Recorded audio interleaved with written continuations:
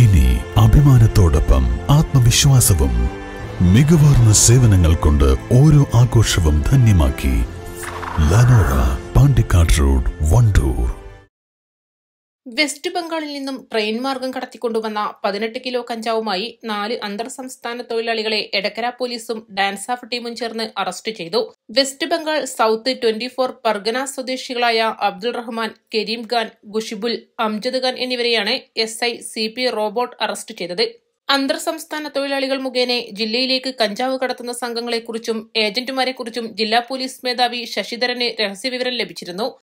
തുടർന്ന് Nilambur DYSP PL ഷൈജുവിന്റെ നിർദ്ദേശപ്രകാരം Edakkara police inspector S അനീഷിന്റെ നേതൃത്വത്തിൽ പോലീസും ഡാൻസ് ഓഫ് ടീമും ചേർന്ന് സംയുക്തമായി നടത്തിയ പരിശോധനയിലാണ് ശനിയാഴ്ച രാവിലെ ചുങ്കത്തറ പൂച്ചക്കുത്തുവെച്ച് പ്രതികൾ പിടിയിലായത്.